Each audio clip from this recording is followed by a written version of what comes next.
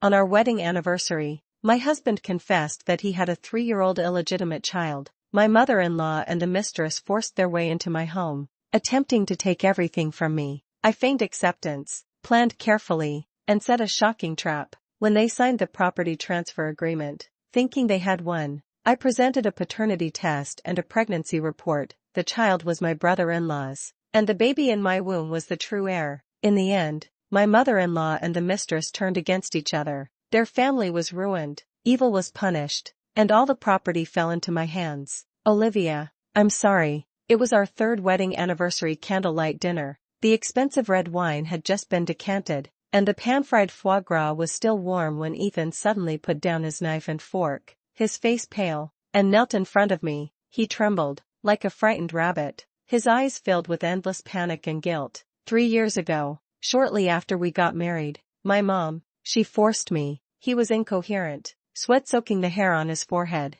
I had too much to drink, and, with a woman. I looked at him quietly, my heart ice cold, but also with a sense of relief that it finally came. In recent years, his subtle dodging, Margaret's occasional prodding, and those phone calls that were quietly hung up late at night, had already planted seeds of doubt in my heart. She gave birth to a son named Noah, who is already 3 years old. Ethan's voice was tearful as he clutched my hand tightly. Olivia, I swear, I love you. I never wanted that child. I even loathe his existence. It's all my mother. She's been pulling strings behind my back, as if to prove something. He took out a delicate velvet box from his pocket, opened it, and inside lay a small golden-laid jade longevity lock. Look, my mom forced me to buy this, saying it was for that little bastard. I don't want to give it at all. I just want to live a good life with you, just the two of us. He threw the box aside as if it were something dirty. Olivia, please, forgive me this time.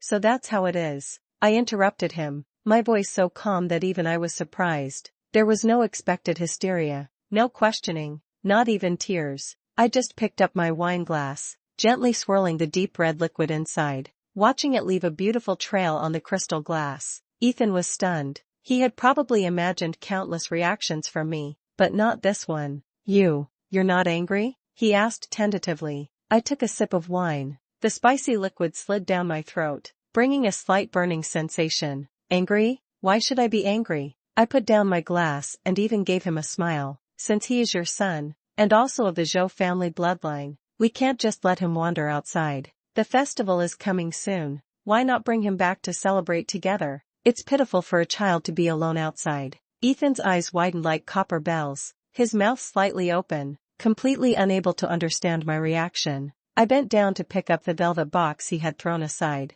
opened it, picked up the longevity lock, and examined it carefully under the light. This lock is quite unique. Did you buy it at that time-honored gold store on 5th Avenue when you were on a business trip to New York last month? You even sent me a message that day, saying you were working overtime in a meeting. My tone remained calm, as if I were stating a trivial matter. Ethan's face instantly turned even paler, and cold sweat streamed down. He didn't expect that I would know the exact time and place where he bought the lock. The way he looked at me, for the first time, contained a hint of fear. No, it's not like that. Olivia, let me explain. Ethan, as if his tail had been stepped on, suddenly jumped up from the ground and snatched the longevity lock from my hand. His emotions were completely out of control, his eyes bloodshot, like a trapped beast. What Zhou family bloodline? He is not. He is nothing, he roared, smashing the delicate longevity lock to the ground. A crisp cracking sound rang out, and the jade shattered into pieces, but he was still not satisfied, raising his foot and stomping on it fiercely, grinding the mess with the sole of his leather shoe, as if to crush the innocent child along with it. I have no son. I only have you. Olivia, I only have you. He suddenly grabbed the fruit knife on the nearby dining table and held it against his wrist. If you don't believe me, I will die in front of you right now to prove my innocence. Beads of blood instantly seeped from the skin of his wrist, dripping onto the expensive carpet along the blade. I frowned, not out of sympathy for him, but because I disliked the blood staining my Persian carpet. Put down the knife, Ethan. My voice turned cold. Even if you die here, you can't change the fact that you have an illegitimate child. If this blows up, the headline on the global financial page tomorrow will be Tech newcomer Ethan cheats during marriage and commits suicide out of fear of punishment. Do you want our reputation and Ascent Group stock price to be buried with you? Mentioning the company, Ethan's movements hesitated as expected. Ascent was the result of his years of hard work and the stepping stone for him to enter the upper class. And,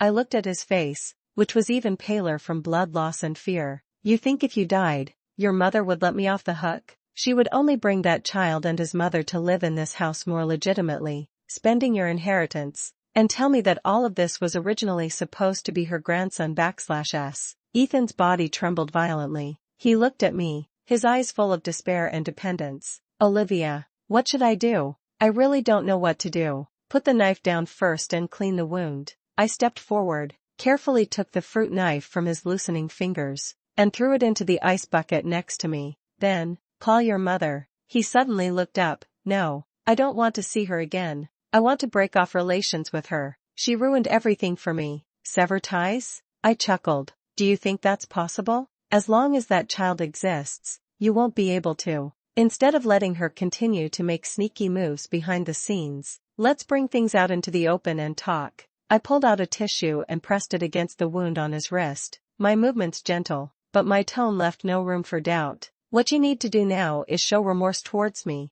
disgust towards that child, and a determination to break away from your mother. Let her know that what you want to protect is our marriage, everything you have now. Ethan stared at me blankly, as if digesting my words. I helped him to the sofa, found the first aid kit, and skillfully disinfected and bandaged his wound. Throughout the process, he was like a puppet, letting me do as I pleased, his eyes empty. Listen, Ethan, I said softly as I wrapped the bandage, when your mother comes later, put all the blame on her, and act as emotional and resistant as possible. Remember, you only want me, not that child. Ethan nodded blankly. I patted the back of his hand reassuringly, then picked up my phone, walked to the French window, and turned my back to him. I quickly sent a message to my mother-in-law Margaret on WhatsApp. Mom, Ethan just confessed about Noah. He's having a complete breakdown, even hurt himself. He wants nothing to do with the child and blames you for everything. Things are escalating fast. For everyone's sake,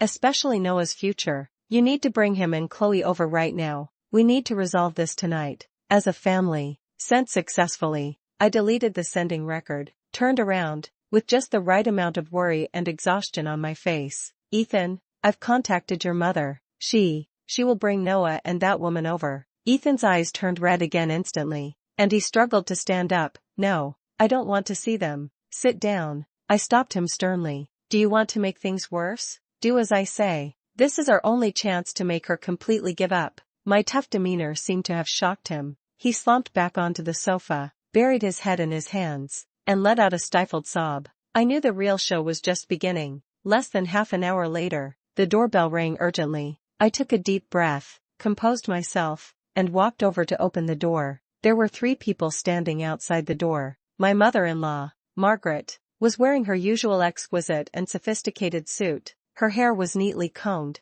and her face wore her usual arrogance and a hint of barely perceptible tension. Beside her stood a timid young woman, about 25 or 6 years old, with a delicate appearance, but with a petty air and lingering awkwardness between her brows. She held a sleeping little boy tightly in her arms, and there was indeed a bit of Ethan's look between the child's eyebrows and eyes. This must be Chloe and Noah. Margaret's gaze passed over me and went directly to Ethan, who looked disheveled in the living room, and her brow furrowed immediately. Ethan, what do you look like? Ethan, like a lit firecracker, suddenly jumped up from the sofa and roared at Margaret. How dare you show your face? It's all your fault. You ruined me. I told you I didn't want that bastard. Why did you bring him here? Chloe was frightened by Ethan's roar and shrank back, and Noah in her arms also frowned, as if he was about to be awakened. Margaret's face darkened, and she stepped forward, standing in front of Chloe and her son, and said sternly, Ethan, watch your words.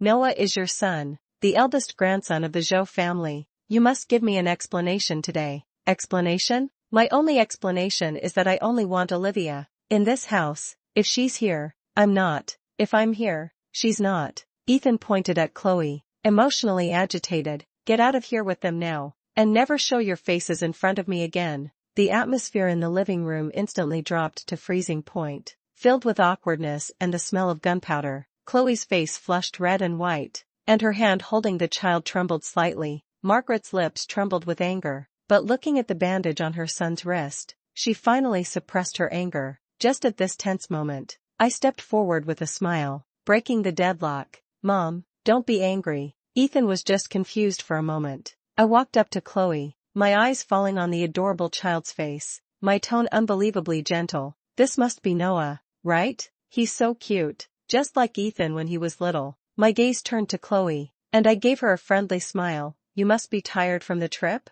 Please come in. It's cold outside. My enthusiasm contrasted sharply with Ethan's mania, stunning not only Margaret and Chloe, but also Ethan himself, who looked at me with disbelief. As if oblivious to their strangeness, I affectionately took Chloe's hand and said, "Don't just stand there. Come in and sit down. Is the baby asleep? It must be tiring to hold him like that." I led them inside, and as I passed Ethan, I signaled to him with my eyes to calm down. We have plenty of rooms in our house. The guest rooms upstairs are all empty. I headed straight for the master bedroom. I see Noah is sleeping soundly. Why not put him on our bed in the bedroom first? It's the quietest place, and the bed is the biggest and most comfortable. What? Ethan exclaimed. Margaret and Chloe exchanged glances, obviously shocked by my proposal. Arranging for the illegitimate child to stay in the original wife's master bedroom? This is simply unheard of. Olivia, this. Margaret hesitated. It okay.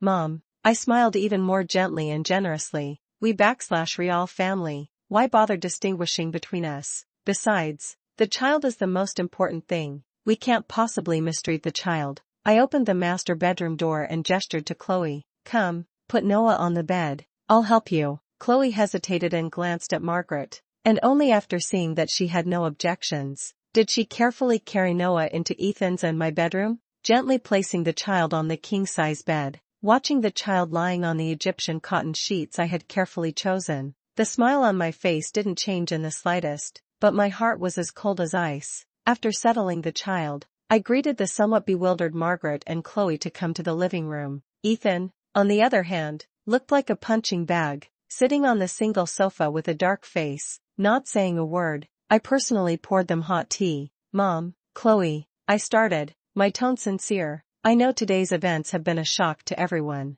but now that things have come to this, blaming each other won't solve anything. Chloe nervously twisted her fingers, not daring to look at me. Margaret held her teacup, looking at me scrutinizingly, as if trying to find flaws on my face. Noah is innocent. He is Ethan's son, and no one can change that. I continued, my gaze sweeping over them. We all want what's best for the child. Since we're family, I think we should share the responsibility of raising Noah together. Ethan suddenly raised his head, wanting to say something, but I stopped him with a look. Little sister Chloe, I turned to her, my tone even more friendly. I know it's not easy for you to raise a child alone. From now on, just treat this place as your own home. You and I will be like sisters, raising Noah together and giving him a complete childhood. Okay? Chloe's eyes widened instantly, as if she couldn't believe her ears. She looked at Margaret for help. A hint of surprise flashed in Margaret's eyes, which was immediately replaced by a sense of understanding and relaxation. She probably thought that I had completely resigned myself to fate, and in order to keep my position as a wealthy wife, I chose to compromise and accept the illegitimate child and his mother. Olivia, it's wonderful that you can think this way. Margaret put down her teacup, a satisfied smile on her face. It's great that you can consider the overall situation. Mom is very happy. Chloe, you can settle down here from now on. Olivia is a generous person and won't mistreat you and your son. Only then did Chloe seem relieved, her face showing a grateful expression, nodding repeatedly. Thank you, sister. Thank you, sister. Watching them lower their guard, I sneered inwardly. They think they've won so quickly? The real show is yet to come. With the atmosphere easing, Margaret's thoughts became active again. She cleared her throat and began to get down to business. Olivia, since you've thought it through, there are some things we need to plan in advance. She took a sip of tea and asked, seemingly casually, you're still working as an investment manager at that fund company, right? Your income should be pretty good? Here it comes. I nodded, yes, it's okay, enough to support myself. I deliberately made it sound understated. Margaret's eyes flashed, and she continued, that's good. You see, Noah is still young, and there will be many places to spend money in the future. Education, life, which one doesn't cost money? Ethan is the CEO of Ascent, but the company is a public company, and his income can't be used casually. Your side. What does Mom mean? I pretended not to understand. What I mean is, Noah is Ethan's son, and he will definitely have a share of Ascent's shares in the future. Margaret said it for granted, but this takes time. Right now, the child support and Chloe's living expenses. Are they? She paused, looked at me, and the intention was obvious. Mom is right. I interjected, my tone calm. Supporting Noah is our shared responsibility. Child support should naturally be paid. Not only Ethan should pay, but I, as the nominal mother, should also bear a part of it. Margaret and Chloe looked at each other, their eyes filled with undisguised joy. As for inheritance rights, I changed the subject. Ethan/S property, including Ascent/S shares and options, the house we live in now, and other investments. Noah, as his son, does have inheritance rights. This is also supported by law. Hearing this, the smile on Margaret's face deepened, even with a hint of smugness. She probably thought I was completely under her control. No, Ethan, who had been silent all along, finally erupted. He stood up suddenly, pointing at Margaret and Chloe. My money, my company, what does it have to do with them? I won't give a single penny to that bastard. Ethan, Margaret scolded sternly. How can you talk like that? He is your son. I have no son. Ethan roared. My property will only be left to Olivia. It has nothing to do with anyone else. You bastard. Margaret trembled with anger. Olivia has already agreed. What are you going crazy about here? I think you are just infatuated with this woman. She turned to glare at me, as if wanting to vent her anger on me. I ignored her and walked to Ethan, looked directly into his eyes, and said in a voice that was not loud but carried an unquestionable majesty, Ethan, sit down. Ethan looked at me, his eyes struggling with anger and unwillingness. I said, sit down. I emphasized my tone. Your current task is to cooperate with me, not to make trouble here. Do you want to ruin all our plans? In the last sentence, I lowered my voice so that only the two of us could hear. Ethan's body froze. He looked at the cold determination in my eyes, and finally sat back down dejectedly, but his chest was still heaving violently. I turned around and faced Margaret and Chloe again, with a gentle smile back on my face, as if the conflict had never happened. Mom, Ethan just can't accept it for a while. Don't bother with him. I glossed over it lightly. Regarding the property matters, we still need to plan carefully. After all, it concerns the future of the children.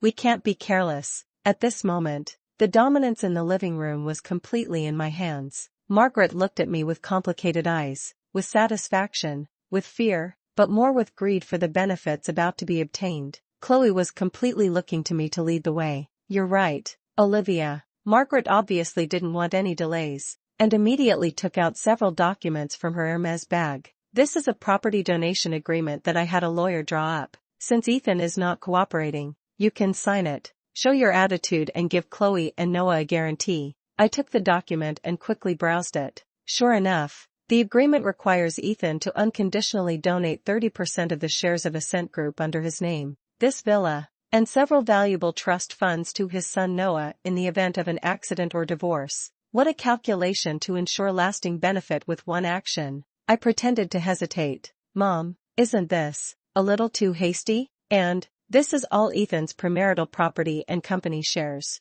If I sign it, will it be legally binding? You don't have to worry about that, Margaret said confidently. The lawyer said that as long as you, as a spouse, agree and sign this statement, waiving your right to claim this part of the property, and with Ethan on our side. Humph, he has to agree even if he doesn't want to. Chloe also chimed in. Yes, sister, this is also for Noah's sake. With this guarantee, we can be at ease in the future. Watching them sing in harmony, determined to win, I sneered inwardly. The fish finally took the bait. Okay, I sighed, as if making up my mind, since it /s for the sake of the child, I /ll sign. But, I changed the subject. Mom, Chloe, it doesn't seem fair that only we are contributing, does it? Since we are going to raise Noah together like a family, shouldn't we show some sincerity and put our respective properties together to establish a family trust, with Noah /s name as the beneficiary? That would show that we are truly doing this for the sake of the child. Margaret was stunned for a moment, clearly not expecting me to bring this up. I continued to raise the stakes. For example, Mom, your dowry. I heard that Grandpa gave you a lot of good things back then. And there's also your apartment on the Upper East Side of Manhattan. And Chloe, I looked at her. I heard that James, when he passed away, left a considerable amount of compensation, right? Shouldn't that money also be considered for Noah's future? Mentioning her deceased brother-in-law James, Margaret's expression changed slightly, but it was quickly overshadowed by greater greed. If she could use that dead money to exchange for Ethan's enormous assets, it would definitely be a worthwhile deal. Chloe was also a little tempted. Although the compensation was considerable, it was nothing compared to Ascent's shares and mansions. If she could completely bind herself to the Zhou family through this method, she would be able to relax for the rest of her life. Also, I added as if inadvertently, my parents also have some original shares and real estate in tech companies in Silicon Valley, California.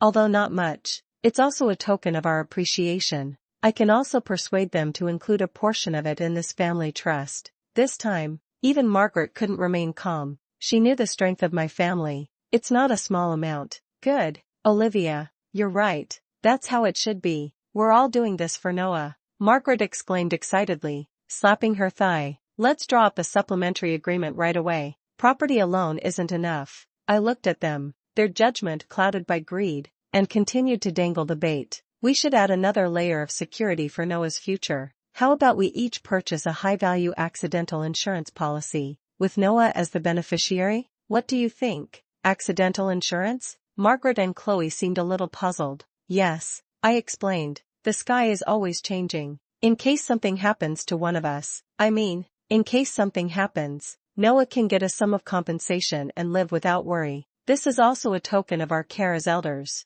This proposal sounds reasonable and is full of selfless love. Good. This is a good idea. Margaret immediately agreed. Let's do it. We'll all buy it. Write Noah as the beneficiary. Chloe nodded repeatedly as well. Ethan watched us from the side, his face changing from initial anger and confusion to shock and numbness, finally settling into despair. He opened his mouth, as if wanting to say something, but in the end, he just closed his eyes in resignation. He probably thought I was really crazy, about to hand over everything we had to someone else. The rest was simple. Margaret called her lawyer on the spot and dictated the requirements for a supplementary agreement, to include her properties, part of her dowry, mainly cash and jewelry, all of Chloe's brother-in-law James' compensation, approximately several million US dollars, and a portion of parents' assets. I promised, of course. This was just bait, into an irrevocable trust with Noah as the sole beneficiary. At the same time, the three of us agreed to purchase an accident insurance policy with a coverage of no less than 5 million US dollars,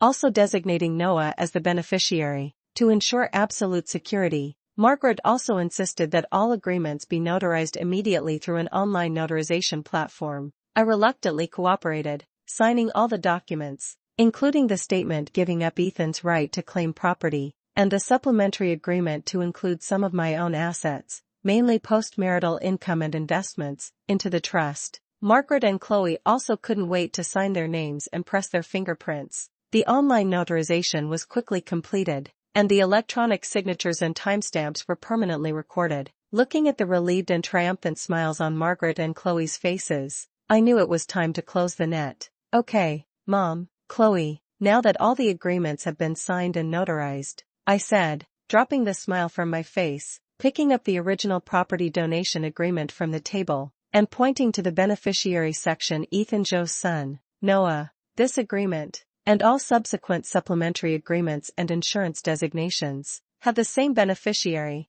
right? I asked. That/s right. Margaret nodded, a little impatiently. Olivia, what else do you want to say? What I want to say is, my voice suddenly turned cold. The property you have painstakingly planned to scheme for is probably going to be in vain. I took out another document from my bag and threw it on the coffee table. This is the paternity test report that just came out last week. For Ethan and Noah. You can take a closer look. Margaret and Chloe picked up the report in confusion. Ethan also suddenly opened his eyes when they saw the exclusion of biological father-son relationship in the last column of the report. The color drained from their faces instantly. Impossible. This is absolutely impossible, Margaret screamed. I personally went to get the report. It clearly stated, you went to get it yourself. That's right. I interrupted her. but what you got was a forged report. This one is the real one. I looked at Chloe, whose face was pale. You know in your heart who the child in your womb belongs to.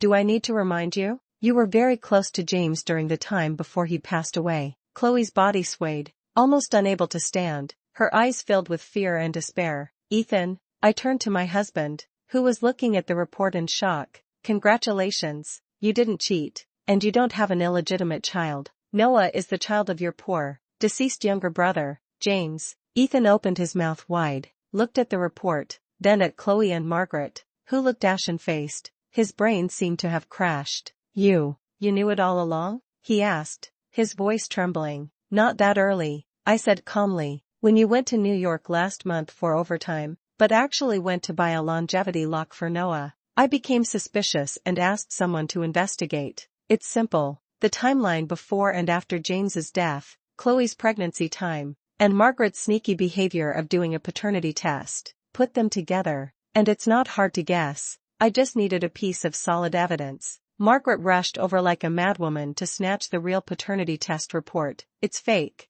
This must be fake. You're trying to deceive us. I easily avoided her, took out another document from my bag, and gently placed it on the coffee table. Compared to this, I think you might be more interested in this. It was a hospital pregnancy test report. I'm pregnant. 8 weeks. I stroked my flat belly, a genuine, gentle smile appearing on my face for the first time. We always thought it was my problem, which is why we were dinks. But the test results came out last month, and it turned out to be Ethan's low sperm count. But it's not a big problem. After a period of conditioning, I have successfully conceived. Ethan's eyes lit up instantly. He stood up abruptly, looking at me excitedly, his lips trembling, unable to speak. I looked at the stunned Margaret and Chloe and said, word by word, all the agreements you just signed, whether property donations, family trusts, or accident insurance, all have Ethan Joe's son as the beneficiary, right? They nodded subconsciously. Then, congratulations, I announced with a smile. According to the legally binding agreement, all the property under your names, including Margaret's property, dowry, Chloe's millions in compensation, and the high-value accident insurance you promised to buy. The future legal beneficiary is this unborn child in my belly, Ethan Joe's true and only son. In that instant, time seemed to stand still. Margaret's face turned from white to green, from green to purple, and finally she spat out a mouthful of blood, collapsing to the ground, pointing at me, a gurgling sound coming from her throat, but she couldn't say a word. Chloe completely broke down, collapsing to the ground, wailing and cursing Margaret, cursing me, cursing the unfairness of fate. Ethan rushed to my side and hugged me tightly, tears streaming down his face. Olivia, Olivia, he choked out, calling my name over and over, as if trying to cry out all the grievances and forbearance of the past 3 years. He looked at his mother on the ground, like a dead dog, his eyes filled with disgust and determination. I knew that he and his original family were completely finished. The subsequent events followed naturally. All agreements signed by Margaret and Chloe were legally binding. The properties, cash, jewelry, and the huge compensation under their names were legally frozen and incorporated into a trust fund with my unborn child as the beneficiary. Their plan to scheme against Ethan through accidental insurance also failed, and instead, they put shackles on themselves. Chloe and Margaret, who had been drained of all value and were completely insane, soon turned against each other. In a fierce quarrel and fight, Chloe accidentally pushed Margaret down the stairs, causing her immediate death. Chloe was sentenced to prison for manslaughter, because she intentionally caused the death, or murdered the beneficiary according to the specific terms of the insurance. The accidental insurance policy with Noah as the beneficiary naturally could not be paid out. Noah, a poor child who had been used as a pawn from beginning to end, lost the protection of his mother and grandmother and was eventually sent to an orphanage. His future is unknown, and I, accompanied by Ethan, flew to Switzerland to focus on my pregnancy. Several months later, I successfully gave birth to a healthy son, who became the ultimate legal heir to all the property, the transferred assets, including my mother-in-law's property, dowry, my younger brother-in-law's compensation, and the portion of marital property that I voluntarily included, were all firmly in the hands of me and my son through legal trusts. Sunlight streamed through the floor-to-ceiling windows of our villa on the shores of Lake Zurich, showering us mother and son. Looking at the sleeping baby in my arms, I knew I had won this war. An eye for an eye. Those who tried to take everything from me ultimately lost everything. And I protected my family, my lover, my child, and everything that rightfully belonged to us.